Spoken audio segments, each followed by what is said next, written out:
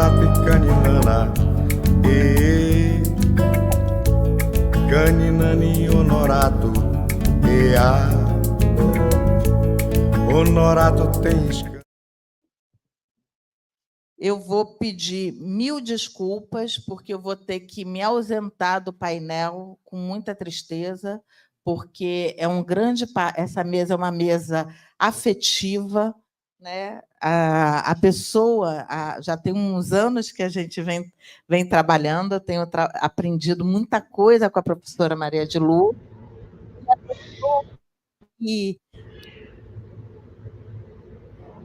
fez esse encontro, né?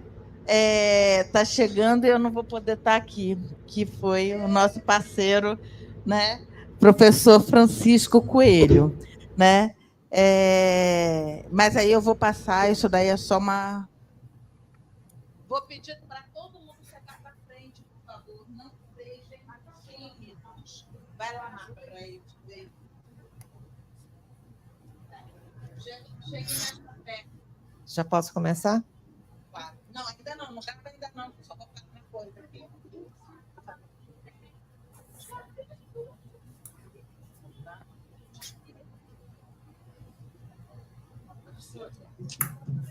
Oi.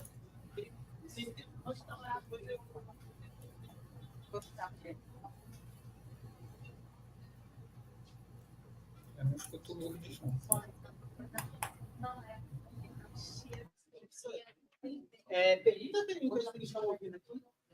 Oi, Francisco e Cauê, vocês estão nos ouvindo? Cauê, você está nos ouvindo? Vocês podem falar, por favor, para a gente testar o som de vocês? O do Cauê está com delay, eu acho.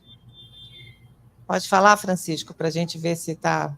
Estão me ouvindo? Tchau, Priscila. Estão me ouvindo?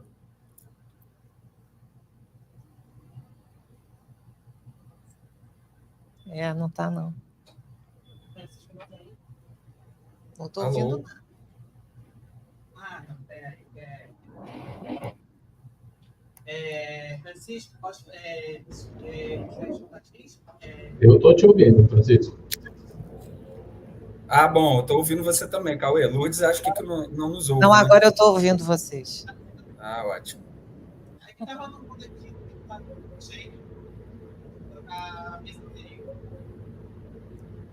Bom, então, vamos lá. Já pode começar? Pode. Ok. Bom, então, bom dia aos presentes. Eu sou Maria de Lourdes Silva, sou professora aqui do HCTE, entrei recentemente. Meu trabalho de pesquisa é um trabalho de pesquisa voltado sobre... Inicialmente, né, era voltado para a história das drogas. Eu trabalhei durante 25 anos com a história das drogas e nos últimos 12 anos, mais ou menos, eu tenho procurado uma aproximação do tema das drogas com a educação, tenho explorado mais o tema das drogas dentro do âmbito da educação. E os professores Francisco Coelho e Cauê Galvão, de Almeida Galvão, são membros do nosso grupo de pesquisa, né, o Grupo de Pesquisa Educação e Drogas, que é lá da UERJ, da Universidade do Estado do Rio de Janeiro. E a gente tem discutido muito sobre como falar de educação, sobre como falar do tema das drogas na educação, e especificamente na educação formal, porque nós já tivemos um momento áureo, onde o tema teve bastante... Era áureo porque, assim, retrospectivamente olhando, a gente percebe que foi um momento muito promissor no debate sobre drogas, especialmente no âmbito da escola, né, no âmbito escolar, que foram os anos iniciais, os anos 2000, os anos iniciais do século XXI. A gente tinha uma abertura política e uma abertura legislativa, quer dizer, nós estávamos amparados por um conjunto de legislações educacionais que nos permitiam falar sobre o tema na área da educação com bastante desenvoltura. Então, nós não estávamos apenas refém de uma abordagem que a gente chama de proibicionista. Então, a gente conseguiu levar para esse âmbito da educação, nesses anos iniciais do século XXI, a gente conseguiu levar o debate daquilo que a gente chama de redução de danos, que os professores vão conceituar depois com maior propriedade. Então, foi um momento onde a gente conseguiu estabelecer alguns debates, foi um momento onde a gente conseguiu avançar em algumas pautas e conseguiu levar o tema com alguma desenvoltura na escola. Não tanto porque o tema, como vocês sabem, é um tema tabu, cercado de questões, é um tema delicado, então nós não tínhamos, de fato, por mais abrangência que nós tentássemos atingir e conquistar, ainda assim, apesar de hoje, retrospectivamente olhando, a gente perceber que foram anos muito promissores, ainda assim foram anos de bastante embate, bastante luta, como, de resto, tem sido para o campo progressista nesse país, né? Um período, um espaço de bastante luta. Nos últimos anos, no entanto, a partir da segunda metade da década de 10, né, sobretudo depois do golpe de 2016, o espaço para falar sobre drogas na educação ele tem se reduzido drasticamente. E acompanha isso uma mudança no legislativo da educação, né, no aparato legal da educação, que tem restringido cada vez mais o tema e o debate nas escolas, de tal maneira que hoje ele está praticamente aniquilado. Em nome de algumas outras pautas, em nome, sobretudo, da pauta neoliberal de habilidades para a vida, o tema das drogas ele ficou subsumido nessa mistura toda que né? Então, você abriu um grande guarda-chuva, que é o Habilidades para a Vida, e ali dentro foi colocado o tema das drogas, mas sem nenhuma especificidade, sem nenhum aprofundamento, sem nenhum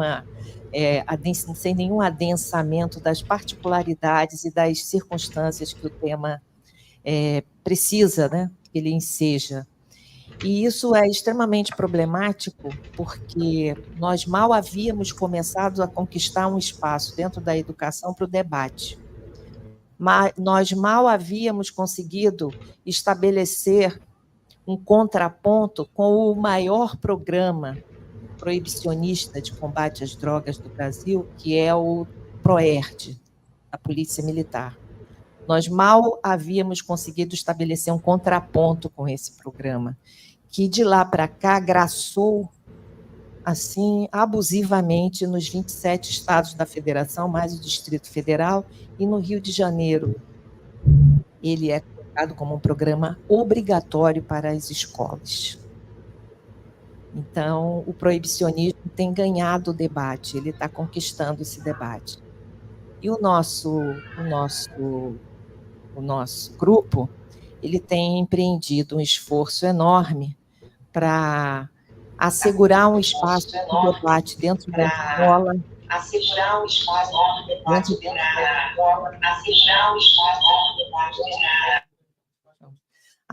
espaço de debate dentro da escola sobre drogas, o que tem sido cada vez mais difícil de estabelecer, e não só na escola inicial, na escola pública, escola pública básica, na escola privada, mas também nos cursos de formação de professores, que é onde a gente entende que tem um nó, porque o tema também não chega e os professores vão para as salas de aulas sem nenhum preparo para falar sobre o tema e, na maioria das vezes, ele evita tocar no assunto. E os alunos chegam o tempo todo com as suas urgências, com as suas questões, e eles não têm, essas demandas não são atendidas, elas não são saneadas. Então, a gente tem empreendido esse empenho, e hoje, particularmente, o Francisco e o Cauê vão falar sobre um pouco mais sobre esse empenho, especialmente no que diz respeito à formação de professores e as questões que mais afligem a educação, a educação básica, sobretudo no que diz respeito às relações étnico-raciais, que o Cauê vai falar mais detidamente. Antes, eu queria falar com vocês que o tema da nossa conversa, o tema da conferência, né, do congresso, é um tema bastante importante para a gente. A gente trabalha com um autor chamado Theodor Adorno, e o Theodor Adorno tem um tema, um artigo que ele chamado Educação contra a Barbárie. E nesse artigo, Educação contra a Barbárie, ele fala que desbarbarizar a educação é a coisa mais urgente que a nossa sociedade precisa enfrentar. Isso ele está falando no início dos anos 60, porque essa conversa entre ele e o Helmut Becker foi um programa radiofônico acontecido na Alemanha em 1962. Então, é no início dos anos 60 que ele está falando isso. E o tema é de uma atualidade absurda, tanto que nós estamos aqui num congresso em 2024, cujo tema é Ciência contra a Barbárie, né? Então, ele vai falar sobre como que é preciso desbarbarizar a educação. E o mais interessante é que ele diz, né, a barbárie ela não está apenas nos nossos atos primitivos, nos nossos instintos mais agressivos. A barbárie ela está subsumida nas nossas práticas sociais, imiscuídas às nossas moralidades, fazendo parte do nosso cotidiano e cada vez mais sendo naturalizada. Então, a urgência, né, de trabalhar esse tema na educação é uma questão que ele levanta. Mas ele levanta também como problema o fato de que a educação pode não estar devidamente preparada para trabalhar com esse assunto. Ela talvez não tenha condição, pelas suas próprias condições, de enfrentar essa questão. Então, já que desbarbarizar a educação é necessário, é preciso, eu convido vocês a ouvir os nossos colegas e, com eles, aprofundar a temática das drogas. Eu quero chamar das drogas na educação. Então, eu vou primeiro passar a palavra para o professor Francisco Coelho.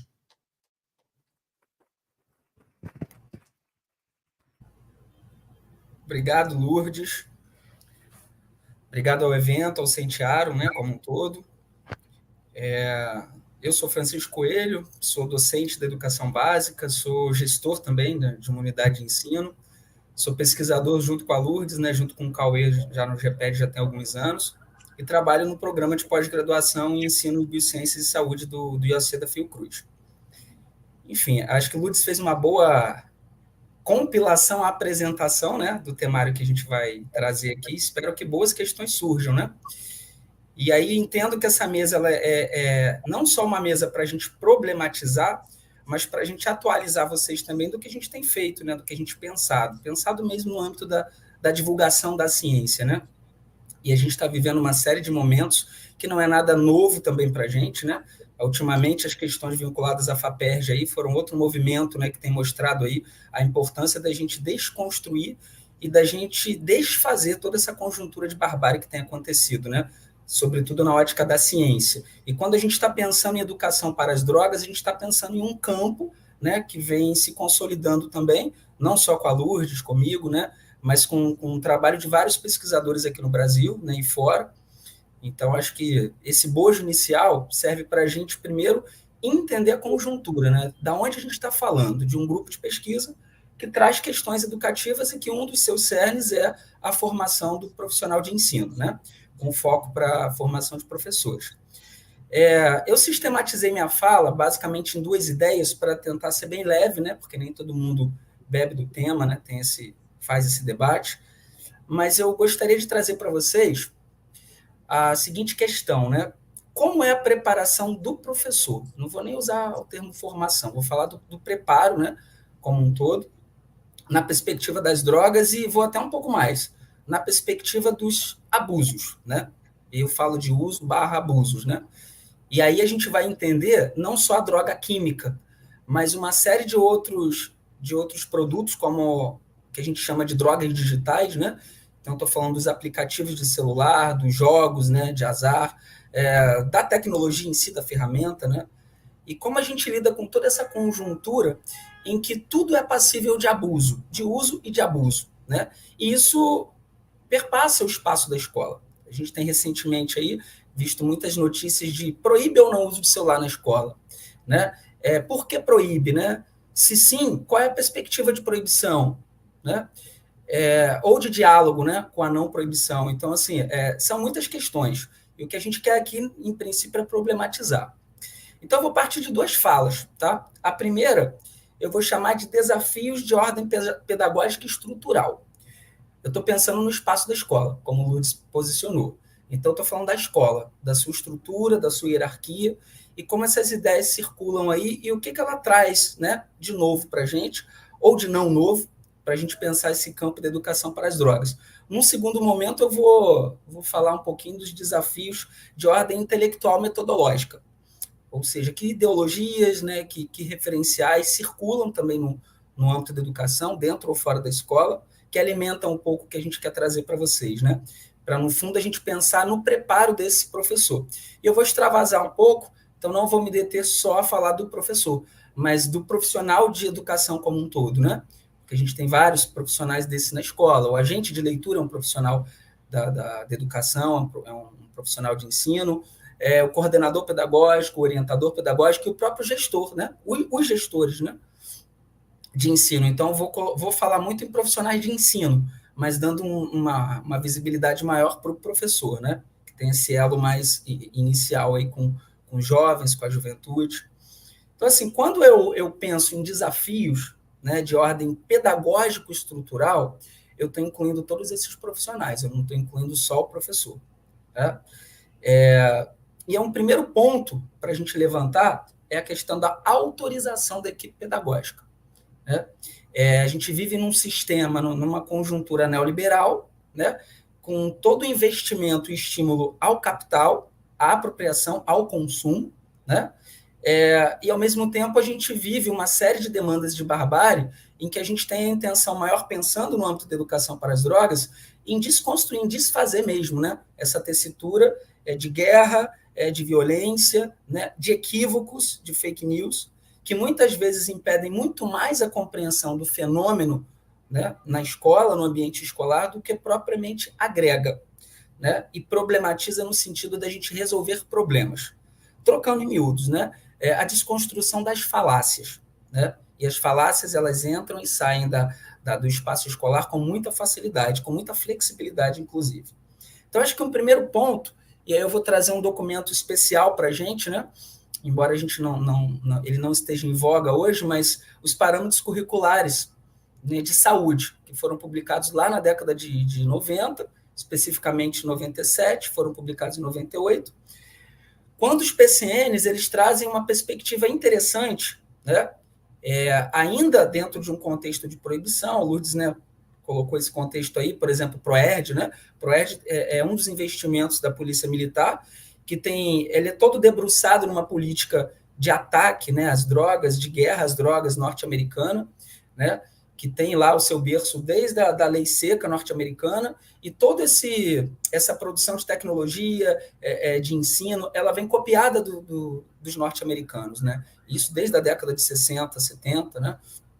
E a gente tem observado isso, tanto na perspectiva da educação científica, quanto na perspectiva das drogas, né? Em falar sobre drogas, em falar em educação para as drogas. Então, os parâmetros curriculares de saúde, eles se distinguem, né, dos outros documentos que vieram, essencialmente porque, embora ele não seja um documento redutor de danos, ele traz uma perspectiva interessante de autorização, né? Não só do professor, mas dos profissionais de ensino da escola a falarem sobre o tema, a lidarem com o tema.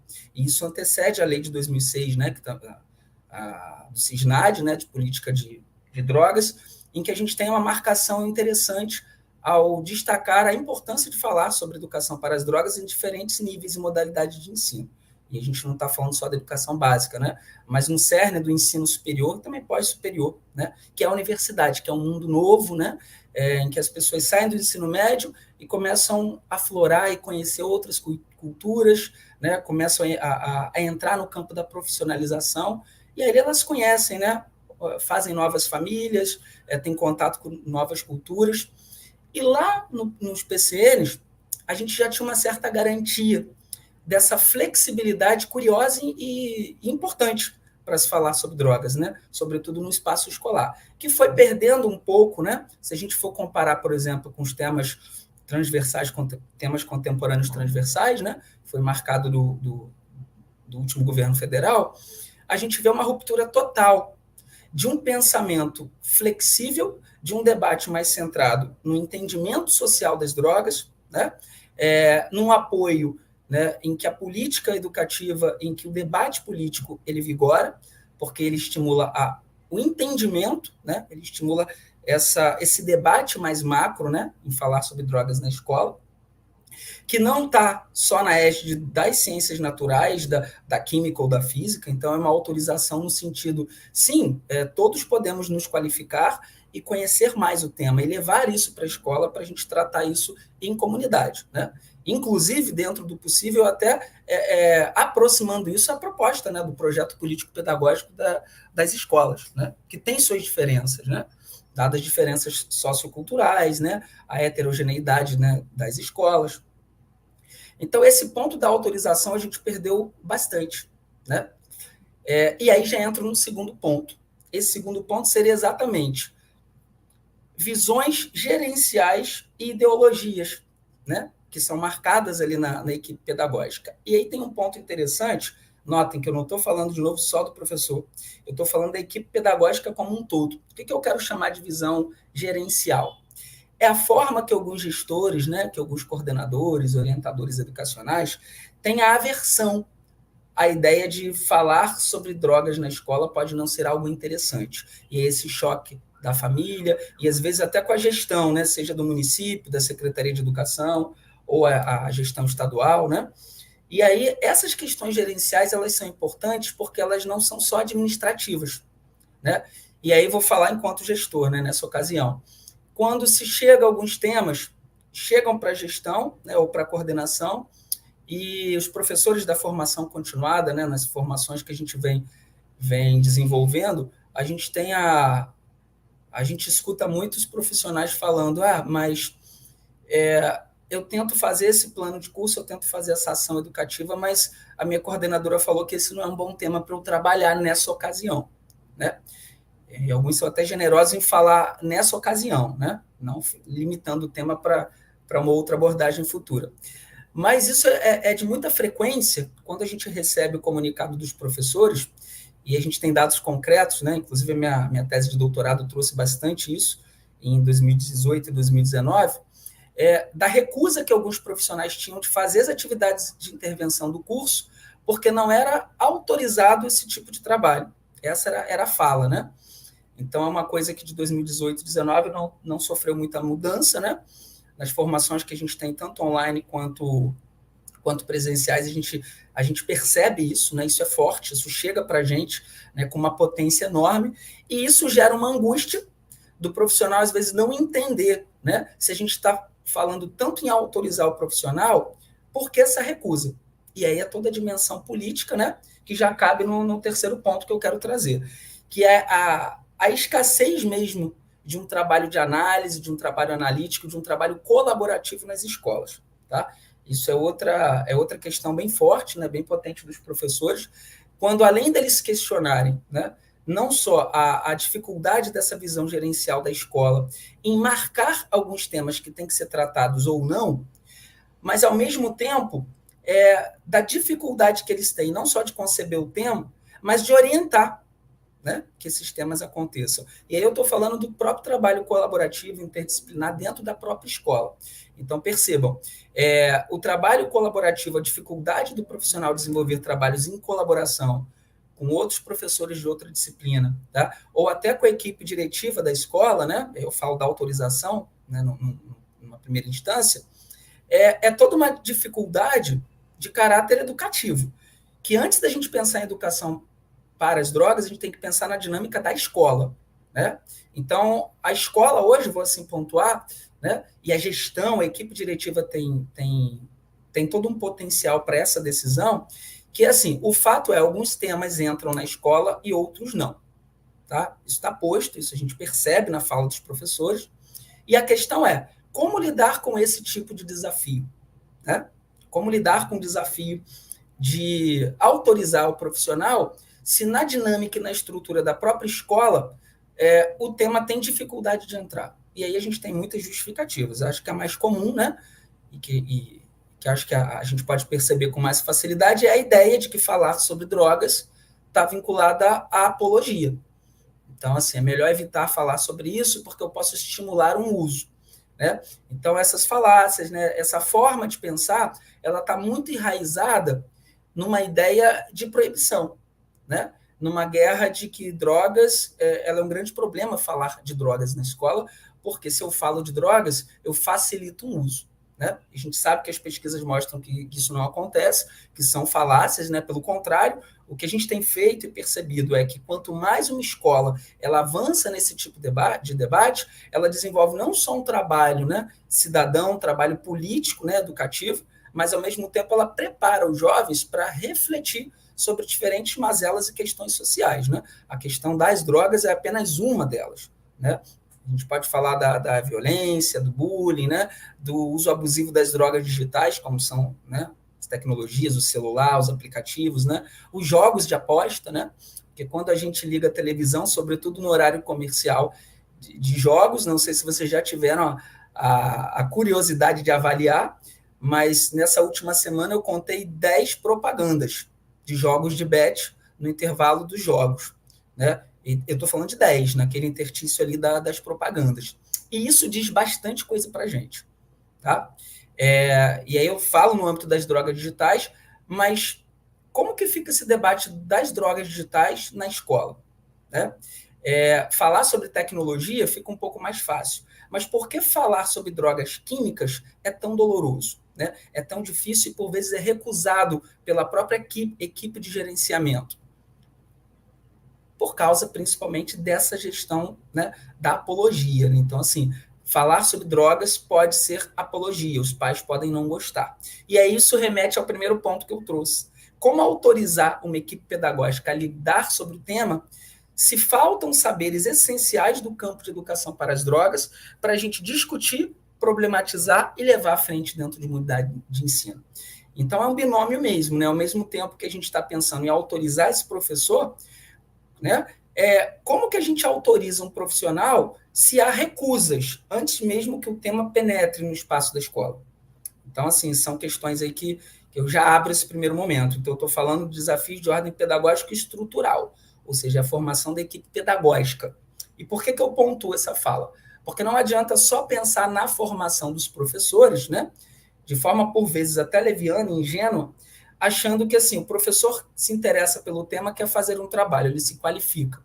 Mas como ele lida numa situação em que a gestão, a equipe diretiva não tem afeto ao tema, não conhece a proposta do tema, ou às vezes recusa mesmo de forma até bruta, né? Então, eu acho que esse é um paradoxo que a gente tem que pensar, problematizar e buscar caminhos de ver como a gente consegue pensar e ousar de forma a autorizar o professor, ao mesmo tempo que essa recusa e essa parede ela se instaura, né?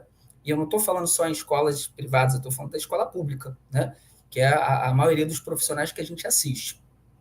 E no outro caminho, né, de desafios, a gente pensa, por exemplo, nos desafios de ordem metodológica, intelectual metodológica, né? Vou assim falar, porque é a questão do pensar, né? Como isso chega e como isso é problematizado e pensado no espaço da escola. Então, acho que o primeiro ponto, né, que eu também elegi 3, é a gente entender a importância, e isso está vinculado ao que eu já trouxe, né, dessas visões gerenciais mais fechadas da gestão, da equipe diretiva, que é a desconstrução do currículo mínimo irredutível, né? que é o currículo mínimo irredutível, né? E falo enquanto grupo de pesquisa, o GPED. A Lourdes, né, ela tem tradição, ela trouxe, né, ela analisando os materiais educativos, né, sobre drogas, especificamente livros paradidáticos, ela, num texto de 2019, ela trouxe uma perspectiva bem curiosa que alimenta o nosso grupo e que a gente tem constatado também em outros estudos, que é assim, a tríade que se instaura quando se fala sobre drogas na escola, né? E esse currículo mínimo irredutível, né, imexível, pronto, ele se deposita basicamente em 3 aspectos, né? Primeiro, a ideia central de classificar drogas. Então, falar sobre drogas, ela carrega, né, um interesse na classificação, né? Segundo ponto é acerca dos efeitos, né? Os efeitos deletérios das drogas, né? Como fica essa perspectiva de trabalhar a classificação das drogas, os efeitos deletérios, e isso vai trazer aquele bojo, né? Para quê? Para aumentar, né, o discurso de guerra às drogas. Para mostrar que assim, a perspectiva da droga em si, ela carrega no próprio debate da droga. É o que a gente tem tentado desconstruir, porque o debate da educação para as drogas, ele não pode estar no cerne da droga, porque a droga em si ela é um produto ali inanimado. Tá? A questão é que ela tem que estar centralizada naquele que se apropria da droga, no dito usuário, né? Independente do nível de uso, né? Da magnitude do uso, se cai em um caso de dependência ou não, mas pensar e ter essa aposta de desconstrução desse currículo mínimo irredutível. E por que essa redução é tão necessária? Porque quando o tema ele brota no espaço escolar, ele quase sempre está afiliado a quem?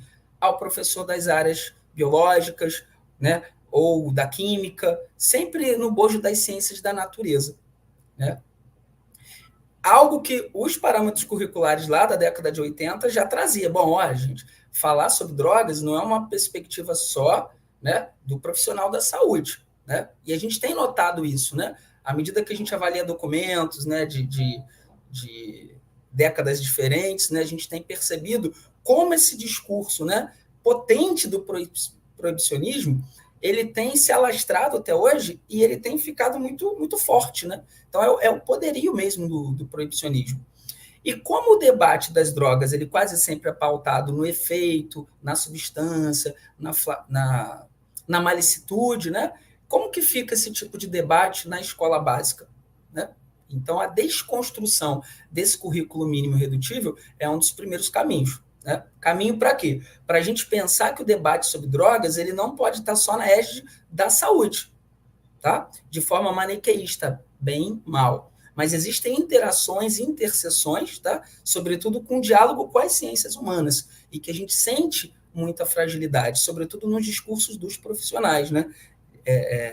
Dos professores, né? Que estão ali nessa linha de frente direta ali com os estudantes. Então, assim, a desconstrução desse currículo mínimo, né, que coloca a droga como a personagem do processo, né, a gente entende essa desconstrução necessária por quê? Exatamente para tirar, né, essa potência do debate sobre drogas na escola só para os profissionais das ciências, né? Ciências naturais, no caso, né? Porque ciências humanas também é um bojo de ciências importantíssima na escola. Embora a gente esteja vivendo também, né, uma outra barbárie, que é esse sucateamento com a reforma do ensino médio, que tem tirado matérias assim, né, fundamentais e obrigatórias. Então, no estado do Rio de Janeiro, por exemplo, no 3º ano do ensino médio, a gente não tem disciplinas de biologia, química, física, história e geografia, né? Sociologia, enfim. Então, assim, quando você extrai essas ciências, né, desse currículo com a reforma do ensino médio, a gente está fazendo uma barbárie. Né? Então, a gente, na verdade, está promovendo a continuidade dessa barbárie com a educação pública. Tá? E por que eu trago esse ponto em especial? Porque isso vai refletir, tá, em como o tema chega, em como ele é entendido e compreendido na própria escola. Né? Aí falo aqui com cerne educação básica. Então, esgotar, né, tirar essa visão drogacêntrica e pensar num debate sobre drogas, né, que saia dessa perspectiva do currículo mínimo irredutível, mas pense em outras problematizações do âmbito social, do âmbito coletivo, da convivência social, né, ela é um ponto importante, né, para a gente reconhecer que o papel do professor não é só de ensino, mas de gerência de pessoas também, de ideias, de problematização. É uma função política, que não só a docência, mas a escola como um todo tem, e isso não pode se perder. Né? E aí, filiado a esse primeiro ponto, né, eu trago a questão do pouco diálogo, né, que acontece entre as ciências humanas e sociais com as outras disciplinas na escola. E notem que eu nem estou falando, tá, da abdicação dessas matérias obrigatórias. Né? Embora a gente tenha um novo movimento, né, de retorno, né, até 2027 dessas disciplinas obrigatórias, a gente ainda está vivendo, né, esse período de barbárie, de uma educação antipobre, né, vou assim dizer, porque as pessoas que têm condições de pagar um pré-vestibular, elas estão atentas, elas fazem parte do Enem. Né? Desde o início do governo Lula até hoje, a gente notou o quê? As decaídas dos alunos do ensino médio, né, evadindo mesmo da realização das provas do Enem. Então, por vezes, se coloca como falta de perspectiva do jovem, porque o jovem não quer nada. Não, o jovem quer alguma coisa. Né? Só que, por vezes, ele quer diferente o que a escola apresenta. E aí essa proposta, né, de política, né, de levar a problematização, de conversar com os jovens, né, nessa interface política, né, com vários temas contemporâneos, ela é um outro caminho importante e alternativo para a gente pensar na educação para as drogas, ou seja, um diálogo mesmo, né, parceiro com as ciências sociais, com as ciências humanas, né, e isso justifica o primeiro ponto, né, que é essa desconstrução aí, né, na realidade, ela é um caminho viável, né, para a desconstrução desse currículo mínimo redutível, né, que ao longo do debate a gente vai resgatar um pouco mais, né. Vou só pontuar brevemente para a minha fala não ficar muito bruta.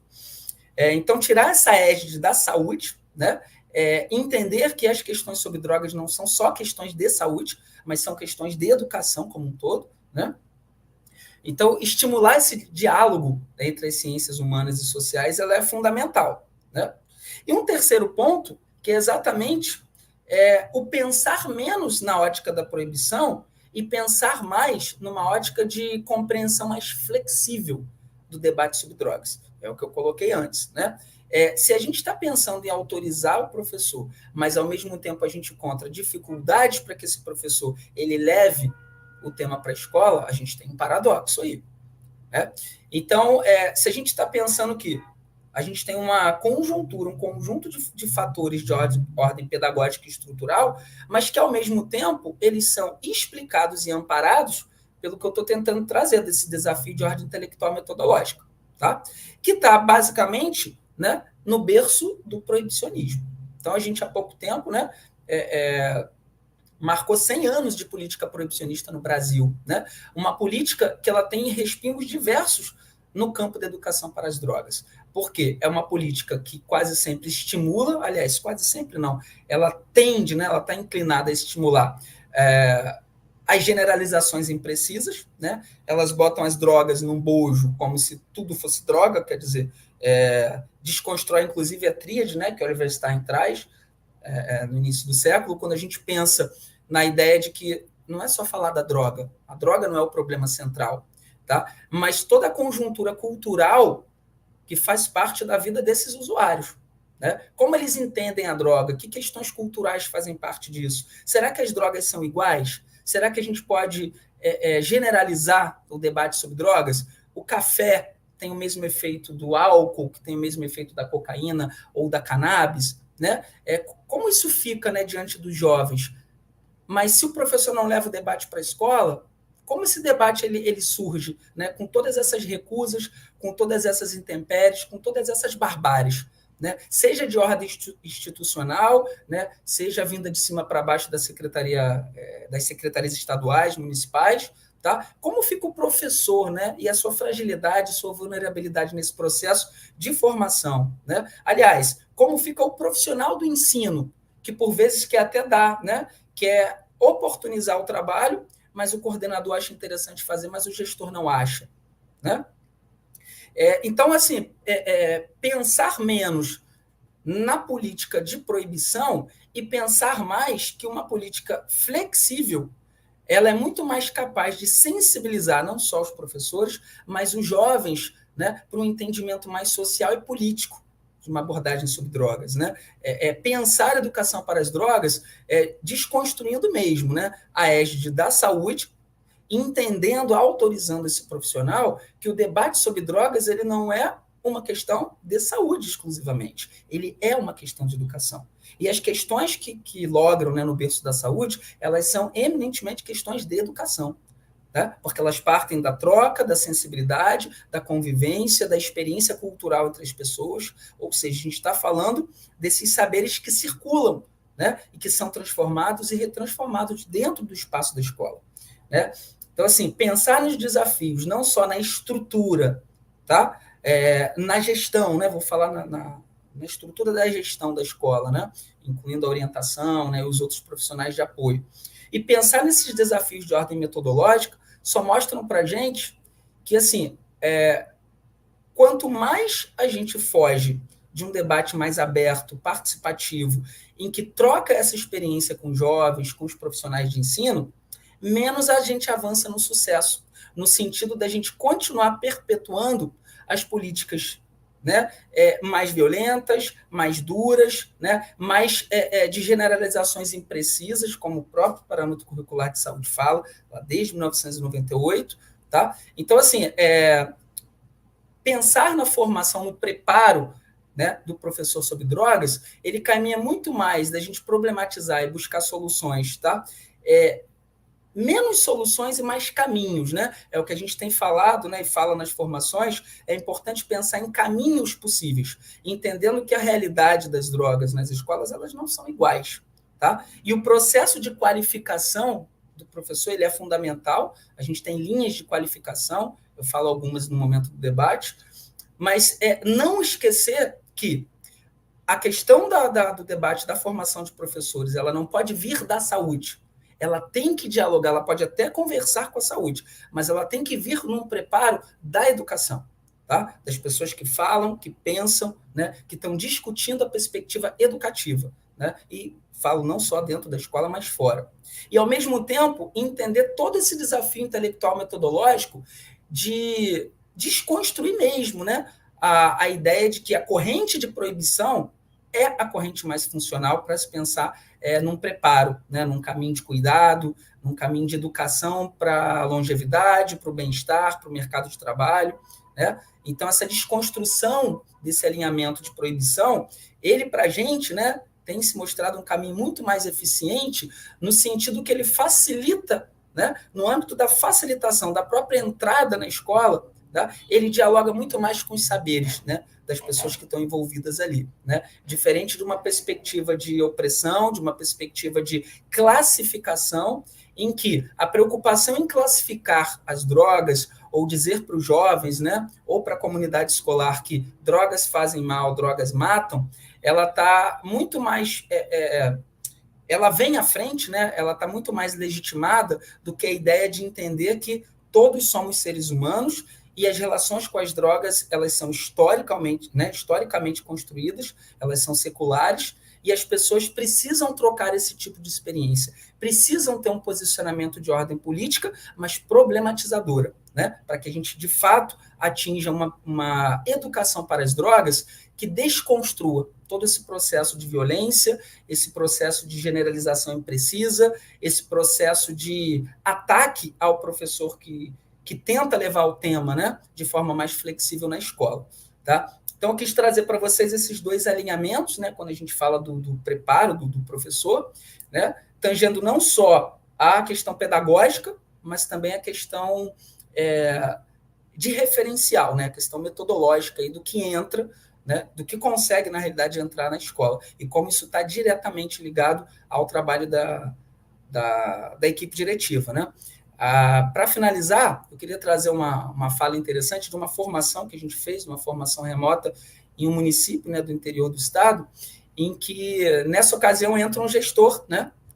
Isso está até escrito no material.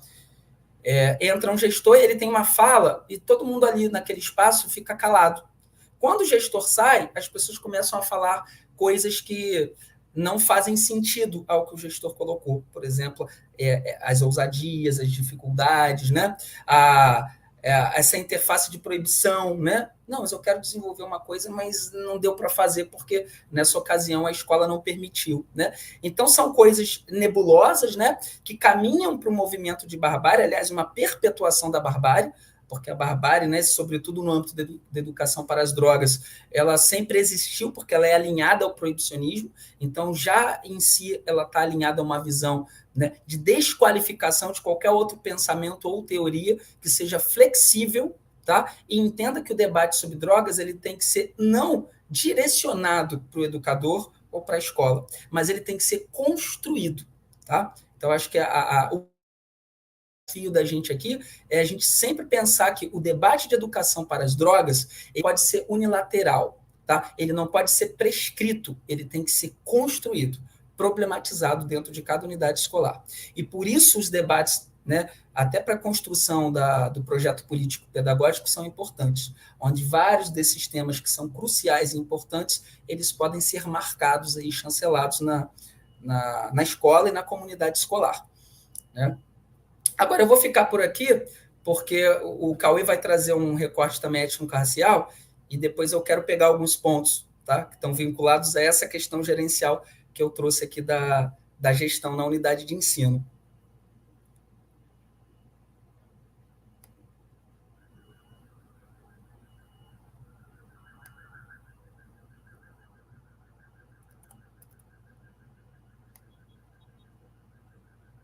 Cauê?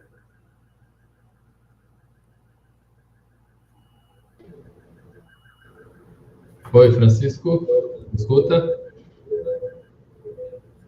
Eu quis fazer um comentário dessas questões de um episódio recente, mas eu prefiro a sua fala primeiro, só para eu contextualizá-los depois do que eu quis colocar acerca da gestão, né? Essas recusas da própria escola em trazer alguns temas. Sim. Bom, obrigada, Francisco. Bom dia, né? Quase boa tarde a todos.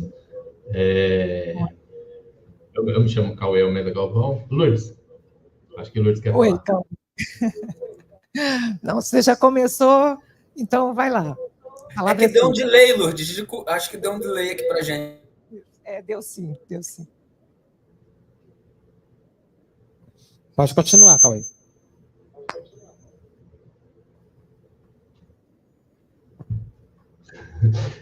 Desculpa, Lourdes. A nossa droga digital deu um probleminha aqui. Nós estamos com um delay. Bom, primeiramente, né, boa tarde a todos, bom dia a todos. Eu sou o professor Cauê Almeida Galvão, como a professora Lourdes falou, eu componho o GPED, sou professor da Universidade Federal do Rio Grande do Norte, aqui no campus de Caicó, no Seridó, no interior do Rio Grande do Norte. E, como os dois professores que me antecederam já falaram, né, eu vou falar um pouco sobre a questão étnico-racial envolvendo a política de drogas, né? E aí também concluindo a partir do debate que o Francisco já iniciou da educação para as drogas, e não sobre drogas e tampouco contra as drogas. Mas eu gostaria, antes de iniciar, desde uma perspectiva que eu acho que é válida, que é a perspectiva que eu considero que a gente sempre deve partir quando a gente está falando de países historicamente colonizados, né? Então, é partir do ponto inicial desse processo de contato, invasão e extermínio que, de alguma forma, o continente americano e também o continente africano e asiático sofreram. E o impacto desse contato, de alguma maneira, nos traz algumas compreensões históricas que vão nos ajudar a entender na contemporaneidade porque a droga foi escolhida, né? Porque algumas drogas são escolhidas como elementos criminalizadores de pessoas. Então, assim, basicamente, eu acho interessante a gente pegar uma ideia que o professor Henrique Carneiro desenvolve, né? Que é um professor da USP, onde ele desenvolve essa ideia de que até a chegada do europeu aqui na América, os herbários, que era o nome que se dava, né, esses catálogos de coleta de novas plantas, eles existiam, por exemplo, naquele momento, até a chegada dos europeus aqui, existiam somente 42 tipos de catalogações de drogas psicotrópicas, né? E que após 10 anos da chegada dos europeus aqui no continente, esse número passou para mais de 600. Então, nós estamos falando, basicamente, de uma sociedade que convivia com as drogas psicotrópicas há milênios, né? Então, quando a gente fala de proibição, a gente está falando também não só de proibição do uso, do abuso da droga, mas também da proibição cultural de diversos povos que vão sofrer o impacto e a colonização dos europeus. Por isso, o nosso tema aqui foi o artifício da droga como instrumento racialista da barbárie,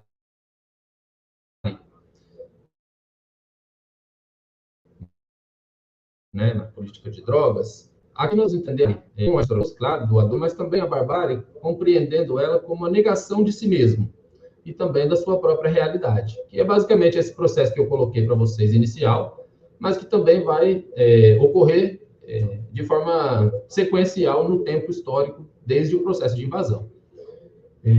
E aí trazemos, então, essa compreensão da negação de si mesmo como uma barbárie, no sentido de que você, ao negar a si mesmo, nega também sua própria tradição histórica e cultural, e passa, então, a viver da reprodução cultural do europeu, por meio do eurocentrismo, que está nas instituições que a gente conhece, né, como a justiça, o Estado e a escola, por exemplo, mas também está dentro do contexto sociocultural de relações sociais, como as relações raciais. Então, a partir da negação de si mesmo, você constitui uma imagem de uma sociedade que não existe. E isso vale para o Brasil ou para qualquer outro país historicamente colonizado. E onde a droga entra, então, a partir... passamos aí algum tempo, né, já que o nosso tempo é curto, para o século XIX. Então, lá no século XIX, os Estados Unidos, né, que é um país de colonização religiosa, sobretudo, né? São pessoas que fogem de uma repressão religiosa e fogem da Inglaterra e fogem para os Estados Unidos. Então, de alguma maneira, essas comunidades puritanas vão organizar todo um processo de extermínio, né? Primeiramente, mas esse extermínio não é só territorial, de alguma forma pela apropriação, e físico pela violência, mas ele se dá, sobretudo, pela constituição do discurso puritano racialista. E esse discurso puritano racialista, ele vai ganhar força no século XIX e XX com o artifício da droga. Então, as drogas passam a ser um problema, não porque elas são um problema para A ou B, mas sim porque elas estão ligadas a comunidades culturais. Então, nesse momento, por exemplo, a cerveja, o alcoolismo está ligado aos irlandeses. A maconha está ligada aos mexicanos. Então, o problema dos Estados Unidos e das drogas não são as drogas, mas sim as pessoas que usam elas. O que já nos indica que a política de drogas é, antes de tudo, uma política de perseguição ao que nós chamamos de sujeitos indesejáveis, ou seja, aqueles sujeitos ao qual uma sociedade que se fantasia como branca, como o caso do Brasil, por exemplo, tenta legitimar o extermínio dessas populações para que a sua fantasia se torne, de alguma maneira, realidade. Então, a partir do século XIX, a gente vai ver os Estados Unidos constituir esse imaginário racialista da política de drogas, e esse estereótipo racialista, ele vai ser projetado ao mundo. Não nesse momento, é verdade que é bom que se diga isso, né? Na verdade, até os anos 40, nos Estados Unidos, que até o Francisco, aliás, desculpa, colocou sobre a questão da lei seca, né? A lei seca acaba no final dos anos 30, começo dos anos 40. Até esse momento, o problema ali dos Estados Unidos não está relacionado ao que hoje a gente chama de drogas ilícitas, mas sim a um puritanismo vazio, né? O que a gente chama de falso moralismo religioso atualmente também, que é muito comum, inclusive no nosso país. Mas essa discussão nos anos 40, ela começa a ganhar força, sobretudo a partir dos anos 50, 60, 70, 80 e 90. Aí entra, a partir dos anos 70, a guerra às drogas, né, como Richard Nixon e Ronald Reagan. Mas nos anos 50, que as drogas, então, passam a ser um centro de análise. Por quê? Porque o público que utilizavam essas drogas, nesse caso era a heroína, nesse momento, era um público de classe média branca. Então, existe uma autora chamada Rosa Del Olmo, que ela constitui muito bem esses períodos, e como a droga começa a ser organizada a partir de estereótipos. Então, primeiro surge o estereótipo do doente, já que é alguém branco de classe média. Então, quando eu preciso diferenciar essa pessoa de outras pela relação da mesma droga, então eu constituo o imaginário do criminoso. Então, aí surge a figura do traficante, surge a figura do violento, né, do criminoso violento, e assim sucessivamente. Então, nos anos 70 e 80, por exemplo, surge a figura do criminoso latino-americano, né, sobretudo colombiano, venezuelano, boliviano, peruano, que são locais onde se produz a droga. E também é nesse momento, a partir dos anos 70 e 80, que os Estados Unidos, já com uma força grande, né, na Guerra Fria, e já quase praticamente vencendo de alguma maneira a Guerra Fria, ele passa a perceber que o discurso anticomunista, que foi muito forte aqui no continente latino-americano, né, sobretudo depois da Revolução Cubana, esse movimento ele passa a perder força, ou seja, o discurso anticomunista ele já não cola mais. Então, os Estados Unidos ele precisa criar um novo sujeito indesejável. Já não pode ser mais o militante comunista ou militante socialista. E esse discurso, então, anticomunista, migra para um discurso que a gente pode chamar de narcoterrorismo, narcoguerrilha, ou outros nomes relacionados a, sobretudo, os movimentos de guerrilhas especial, as Farc e o M19, né? Que são movimentos de oposição às células de poder e controle social que os Estados Unidos exercem em todo o continente. Diga-se de passagem, o continente latino-americano, a Colômbia é o país mais afetado durante todo o século XX pela política de drogas, né? Seja pelos cartéis, que a gente conhece por séries, né, dubiamente contadas, mas, sobretudo, pela influência que os Estados Unidos vai exercer através de bases do Departamento de Narcóticos que eles vão criar dentro da Amazônia colombiana, né? Ou seja, o intuito também não é só aí o controle do tráfico de drogas, já que, historicamente, a gente sabe que o Departamento de Narcóticos dos Estados Unidos diversas vezes se envolveu em grandes remessas de tráfico de drogas para o próprio Estados Unidos, o que é muito interessante de pensar, já que é um país que controla os outros, mas a si mesmo é muito mais complicado. Então, trazendo para a discussão nos anos 90, sobretudo, que é mais próximo da nossa realidade atual, os Estados Unidos, depois da queda do Muro de Berlim, né, e do fim da Guerra Fria, ele projeta políticas externas de controle social com esse discurso da droga. Como eu falei antes, o comunismo já não colava mais como política econômica. Agora sim, as drogas. As drogas eram um terror. Então, o problema da droga dos Estados Unidos, ele tinha que ser resolvido não nos Estados Unidos, mas nos países produtores. E é aí que ele se vira para o nosso continente, para a nossa região, e inicia com alguns planos. O Plano Andino, que envolve a Colômbia e o Peru em 1989, o Plano Colômbia, muito famoso nos anos 2000, e em 2008, o Plano Mérida, no México.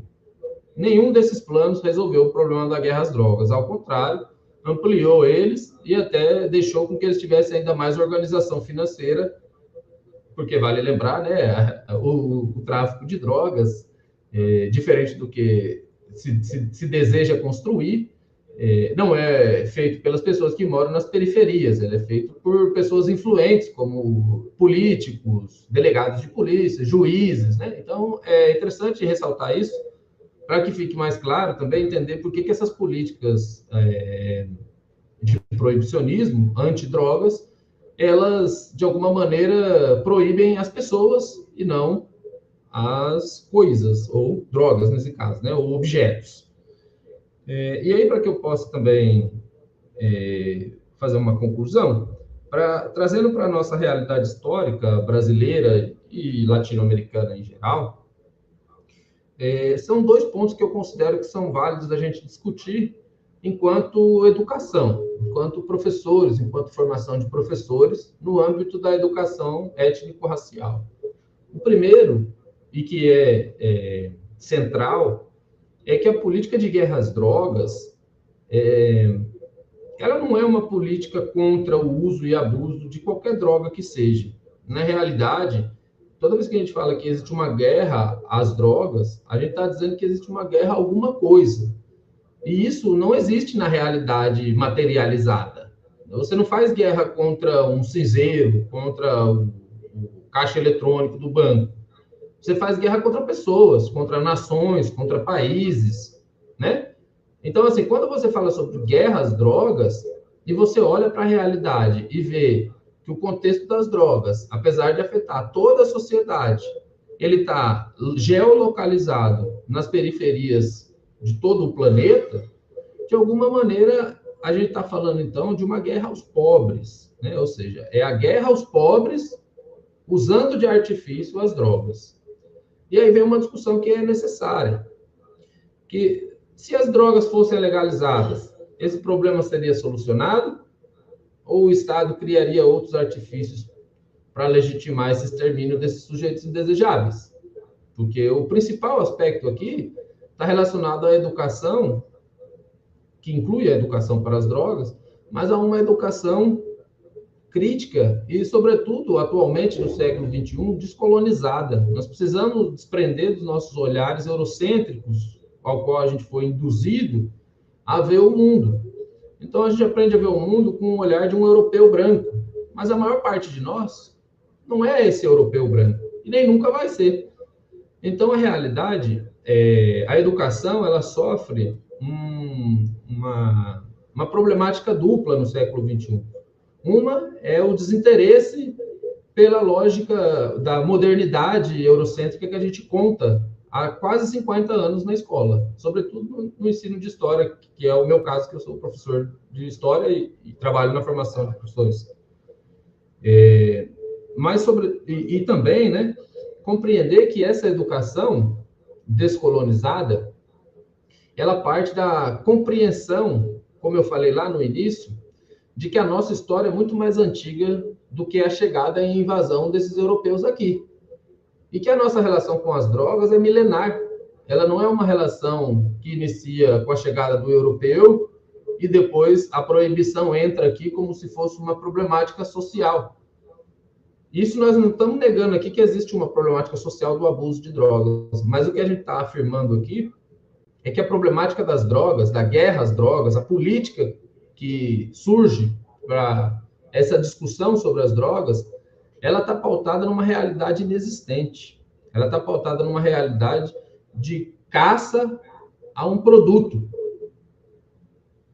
Só que, na realidade, a caça ao produto se torna, como a gente conhece muito bem a política de drogas brasileira, na caça a pessoas. Que pessoas? Há um Amarildo, que é um caso muito famoso do Rio de Janeiro, né? Há diversos outros tipos de pessoas, como o caso Amarildo e vários outros que a gente já ouviu falar por aí, de pessoas que são presas de forma inocente, ou, por exemplo, o caso colombiano, que é muito famoso, né, dos falsos positivos, ou seja, as pessoas que morrem por essa política de guerra às drogas e de paramilitarismo, que está relacionado a isso, dentro de um contexto onde você alega que eram pessoas comunistas ou eram traficantes. É como se você ligar o Datena, por exemplo, e dizer, não, fulano foi assassinado aqui, foi morto pela operação policial porque era traficante. Mas então, porque ele é traficante, ele não tem direito nenhum? Né? Essa é a legitimação judicial que a gente tem atualmente. A política de drogas é uma política de extermínio dos pobres e negros no Brasil. A política de guerra às drogas é uma política de guerra aos pobres e aos sujeitos indesejáveis. Essa é a realidade. E para isso, a política, como o professor Francisco colocou aqui muito bem, a educação para as drogas e não contra as drogas e nem sobre as drogas é uma educação que se parte do pressuposto de que as drogas elas estarão e sempre estiveram entre nós, humanidade. E que em diversos momentos nós ampliamos nossa capacidade cerebral que nos fizer chegar até onde a gente chegou atualmente, fazendo uso dessas drogas. né, fazendo uso delas. Então, é importante a gente deixar de lado esse falso moralismo puritano religioso que ainda hoje nos persegue, e cada vez como um falso moralismo ainda maior e mais exacerbado. Ou seja, é na negação de si mesmo que você consegue exacerbar uma realidade fantasiosa. E é por isso que a educação tem tanta importância. E a educação para as drogas, nesse sentido, tem importância num sentido ainda duplo, que é o sujeito se reconhecer como sujeito indesejável. Porque é só dessa forma que a gente consegue, de fato, transformar essa sociedade que nega o racismo, mas que pratica ele todos os dias e em todas as situações possíveis e imagináveis. Não só no sentido da relação um com o outro, mas, sobretudo, no sentido estrutural, de seletividades penais, de seletividades socio-raciais, né? De atraques e ataques do Estado a territórios específicos e não outros, né? A gente tem aí exemplos claros, para que eu possa concluir, né? A gente sempre fala, os traficantes, as bocas de fumo no Rio de Janeiro, o crime organizado, o Comando Vermelho, mas a maior apreensão de armas que a gente teve no Rio de Janeiro foi no Vivendas da Barra, né? Que não está na periferia. Então, é interessante a gente ter isso em mente para compreender que os verdadeiros traficantes são aqueles que estão aí na televisão, né? Estão aí vendendo o discurso proibicionista. Porque quem conhece a realidade das drogas e quem conhece a política de guerra às drogas, sabe que ser contra a legalização das drogas é exatamente defender o modelo que a gente está atualmente. Então é isso, eu agradeço a todos e fico à vontade aqui, fico aguardando para que a gente faça um ótimo debate. Obrigado.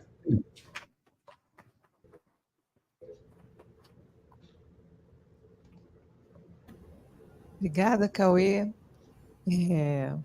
pela ótima fala. Obrigada, Francisca Cauê. Então, eu vou abrir, então, para as perguntas.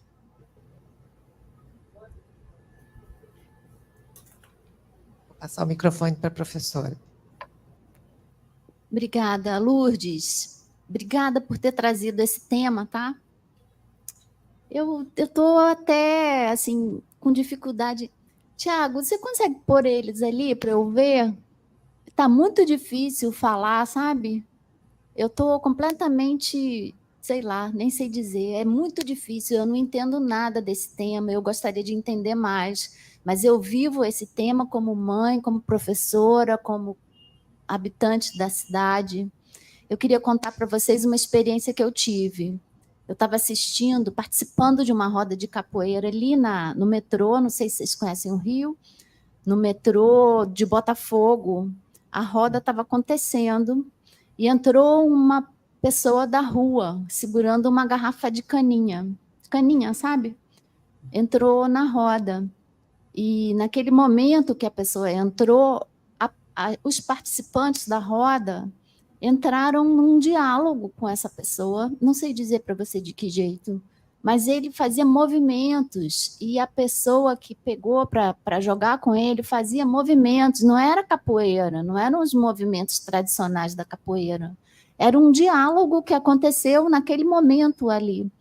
E ele ficou lá, dali ele cansou do movimento, saiu e ficou na roda, meio que perturbando, mas ficou ali o tempo todo.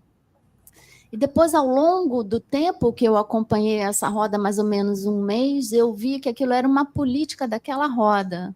Eles, não é por acaso que eles estão no metrô de Botafogo, eles estão ali porque ele é um ponto de circulação das pessoas de rua. E eu, assim, por que eu estou trazendo essa situação aqui para vocês?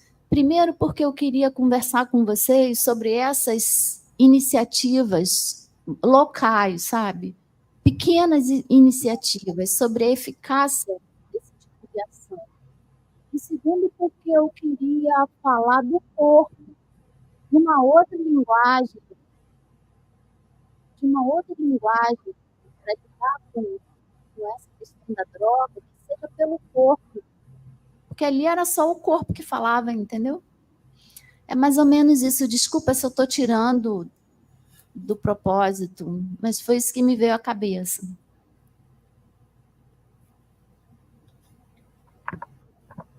Então, vocês querem responder ou eu passo mais? Vejo se tem mais alguém querendo. Mais alguém? Pode.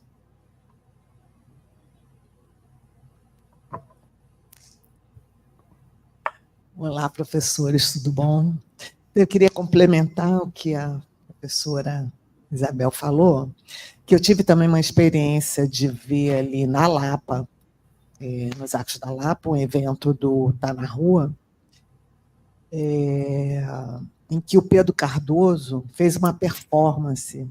Aliás, é uma performance com uma peça que ele estava apresentando em teatro e que ele fez no largo. Era uma grande roda imensa, né?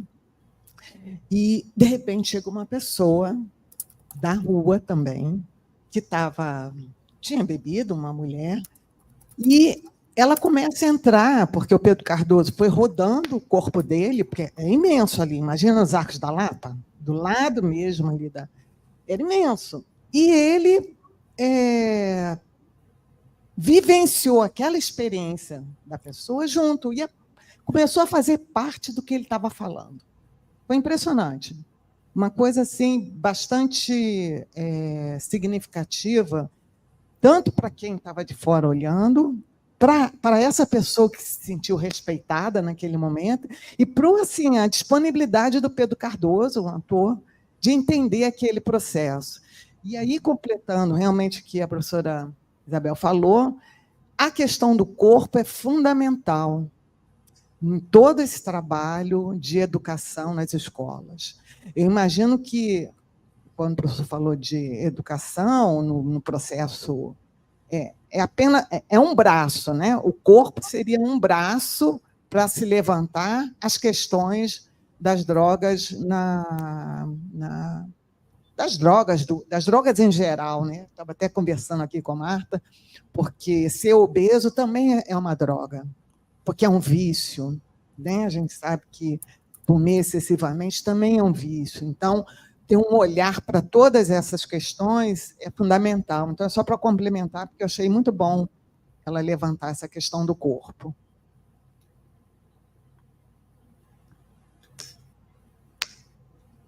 Cauê e Francisco, com vocês. Eu combinei aqui com o Cauê que eu vou fazer essa primeira fala. Vou, na verdade, trazer os pontos que ambas as professoras colocaram. E, assim, a primeira... perdão, qual o nome da primeira professora? Lourdes. Isabel. Isabel. Então, Isabel, pela sua fala, a gente já percebe que existe uma nuance dessa flexibilização que a gente está trazendo e do aporte da redução de danos. Vou colocar de forma breve aqui. Quando vocês falam do corpo, quero dizer que sim, a gente reconhece essa importância, inclusive o corpo fala, né? O corpo está sempre falando. Um abraço, ele diz alguma coisa, da mesma forma que o silêncio diz muito, né? Uma aproximação, um toque, né? Levantar e pegar alguma coisa de alguém, né? Então, isso tudo diz alguma coisa da gente e das relações, né, de convivência social. Eu quero trazer um ponto importante do Cauê, para dar liga na minha fala, que é quando o Cauê diz, e é uma fala dele que eu gosto muito, né, que as pessoas, a política da proibição, ela vai proibir pessoas, ela não proíbe a droga, né? E quando ela proíbe pessoas, né, por vezes pautada no moralismo, e no moralismo, às vezes, ingênuo, né? Existe uma questão aí que é assim, entender que nós nos relacionamos pelo corpo, né? As relações humanas, as relações de convivência, ainda que sejam virtuais, como está acontecendo aqui, a gente utiliza o corpo. E esse grupo, ele tem uma perspectiva interessante, eu não conheço o grupo, mas vou procurar saber. A Marcela, que é uma parceira nossa do grupo de pesquisa, ela trabalha muito com corpo mídia, né? Com uma técnica chamada Clausewviana, e ela está sempre lembrando a gente da importância de pensar a redução de danos também nessa relação com o corpo. Então, quando a gente pensa em levar o debate das drogas na escola, a gente está pensando numa perspectiva sempre de aproximação, porque a gente entende, as pesquisas têm mostrado para a gente que o caminho de interdição pela proibição, ele não é o mais eficaz. E quando a gente troca saberes, quando a gente se aproxima, E a aproximação do corpo, ela é uma troca, né? Em certa instância, ela é uma troca, porque os corpos, ao interagir, eles aprendem uns com os outros também. Então, essa ideia, né, de buscar o corpo como primeira relação, ela é fundamental, porque o problema nunca está nas drogas, mas está nas pessoas que se apropriam das drogas, ou seja, nos seus corpos, e em toda essa relação, que é uma relação importante para a gente conceber a perspectiva da redução de danos. E eu não estou falando só na redução de danos enquanto um referencial da saúde, né, de assistência em saúde, mas eu falo da redução de danos enquanto um caminho pedagógico, enquanto um referencial do ensino, da educação, né? Para a gente pensar numa política de drogas, numa educação para as drogas, que compreenda as diferenças, a diversidade, e entenda que a partir dessa relação com o corpo, a gente pode trocar e aprender muito com o outro. Então, na experiência que a senhora coloca aí, quando entra uma pessoa, né, que esteja embriagada ou simplesmente com álcool, e as pessoas a acolhem, a gente já está aí evidenciando uma perspectiva importante, né? Sutil e importante da redução de danos, né? Que é o entendimento social. É entender que o corpo do outro ele é tão importante quanto o meu corpo. Tá? E quando eu entro em contato e interajo com outros corpos, tá? Eu posso também orientar. Eu posso ter caminhos de educação a partir da relação com os corpos. Então, assim, a perspectiva da redução de danos, ela traz esse alinhamento. E aí eu trago a fala do Cauê também, quando ele fala da questão da guerra, né? Em alguns grupos eles poderiam segregar essas pessoas, mas esse grupo especificamente que trabalha com arte, e olha a importância de vários movimentos que envolvem arte, porque a dança é arte também, né?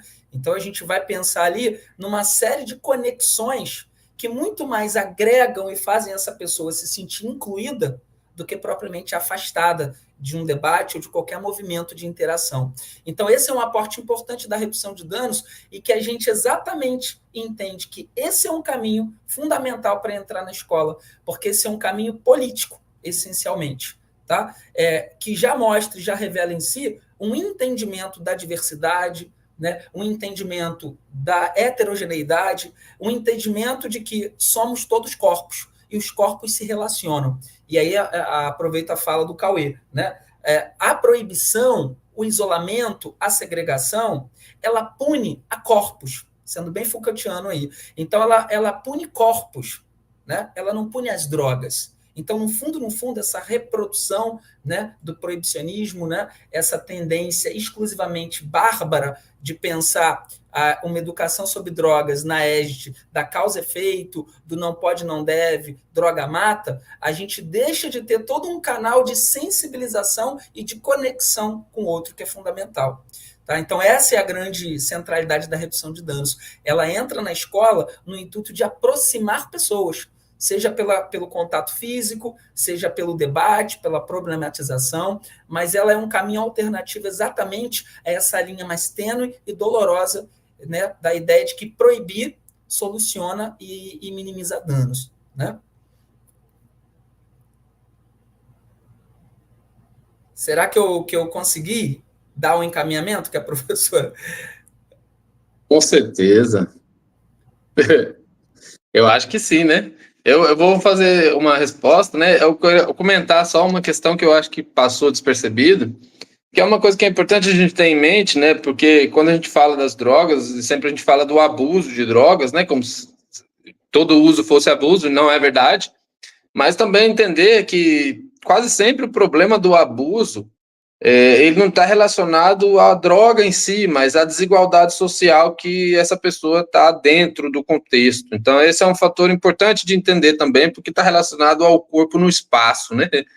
E pegar também a primeira fala da professora Isabel, quando ela falou da questão do corpo, acho que a questão aí também, e aí a gente tem desenvolvido um trabalho com uma estudante da especialização que o GPED organiza, que é não só a compreensão do corpo, mas também a percepção de si mesmo, do seu próprio corpo, né?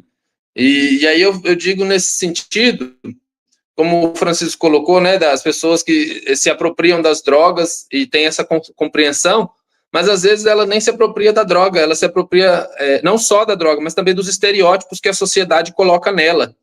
E aí, volto na discussão que estava falando da especialização de uma colega nossa que está fazendo, né, desenvolvendo, que ela está desenvolvendo esse trabalho através de uma sistematização de experiências onde os usuários de CAPS, por exemplo, AD, se percebem como sujeitos dessa política. E os resultados que ela tem encontrado são mais ou menos isso, né? Ou seja, quando você percebe a si mesmo como um sujeito que é inventado pelos outros, a sua possibilidade de ter uma relação com a vida e com a realidade, ela está muito mais relacionada não a deixar de usar drogas, mas sim a ter uma compreensão mais crítica da própria realidade. E aí cai nessa discussão que eu falei do abuso, né? No fim, o abuso às vezes está relacionado à desigualdade socioeconômica, mas também à falta de compreensão de si mesmo dentro desse contexto social desigual. E é nesse sentido, muitas vezes, que a droga entra, né? Seja ela qual for. Então, é um pouco entender isso. O corpo, ele é muito importante, mas, para além do corpo, a gente passar a enxergar a si mesmo dentro do contexto político que envolve as drogas. Não como vítima, e nem tampouco como um criminoso, que são os estereótipos mais comuns que a gente vê, né? E quando não é o estereótipo criminoso, é o estereótipo do que financia o crime, enquanto na realidade, né, as grandes apreensões não partem da pessoa que compra 25 gramas de maconha na boca de fumo, mas sim de quem atravessa um helicóptero com meia tonelada de cocaína, né? Então, é essa realidade que a gente precisa observar como sujeitos sociais, sejamos usuários de drogas ou não, porque as pessoas que vivem no espaço geográfico da proibição, que são as favelas, muitas vezes elas são afetadas pela guerra às drogas, elas nem fazem uso de drogas, elas são afetadas pela geografia a qual ela faz parte. Então, esse é um fator que muitas poucas vezes a gente fala na política de drogas, que, infelizmente, a política de segurança pública usa essa efêmera palavra que é dano colateral da política, né? Ou seja, matar pessoas é um dano colateral. Eu fico só pensando em que momento que a gente chegou nessa política, não é mesmo? Então, é isso. A segunda pergunta, eu confesso que eu não consegui compreender direito, a minha internet aqui caiu um pouco. Se a professora pudesse comentar de novo, eu agradeço. E é isso.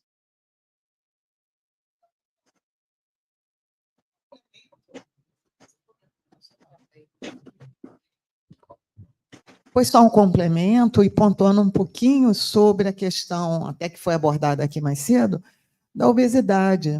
A obesidade como uma droga, né? E que às vezes se fala pouco nesse processo quando se trata da questão das drogas. Porque o alimento ele acaba sendo uma droga também, porque é um vício. Né? Foi só para pontuar um pouquinho sobre isso que eu complementei a professora Isabel. Obrigado, professora. Como você chama, professora? Ana Prado, desculpa não me apresentar. Ana Prado. Professora Ana Prado. Eu concordo plenamente, é isso. A alimentação. Até a gente tem um colega, né, Francisco, que é o João Paulo, que ele trabalha com isso, como a alimentação, né? As propagandas de alimentação. E realmente a alimentação é um grande problema. Até teve uma pesquisa que eu vi essa semana, que é falando sobre o uso do queijo, né? Que quem consome o queijo por muito tempo, ele chega a ser mais vicioso que crack. Então, você imagina o queijo, o leite, na tradição brasileira, seja você estando no Nordeste, ou no Sudeste, ou no Sul, ela sempre vai fazer parte da nossa cultura alimentar. Então, perceba que os vícios, eles estão no nosso dia a dia. A gente só não observa eles como vício, porque não é induzido a isso, né? A gente é induzido a olhar para aquilo que supostamente é criminoso. Mas você tem toda a razão. E a obesidade é um projeto também, né? Vender ultraprocessado, muitas vezes a pessoa que é gorda, né? Ou seja, que tem obesidade, ela não é gorda porque ela come demais, às vezes é porque ela se alimenta mal com ultraprocessados, né? Então é também uma relação de desigualdade econômica, como eu falei. É isso, professora. E eu te agradeço por esse comentário também, nos enriquece aqui em ampliar mais uma droga, né? Que é a própria alimentação em si.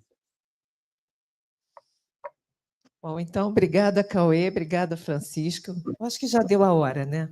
Já está na nossa hora, já é 12h35 quase.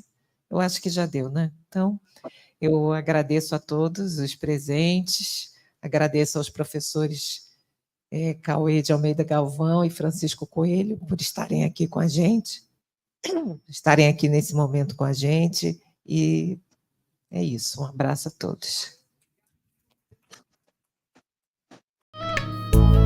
Honorato caninana, caninani honorato, honorato tem escamas, tem escamas caninana,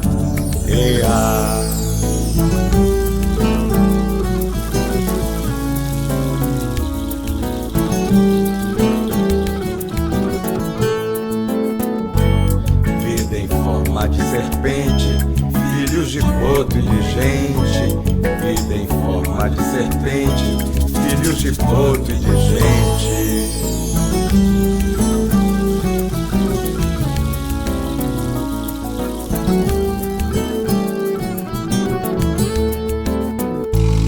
Caninana é uma fera danada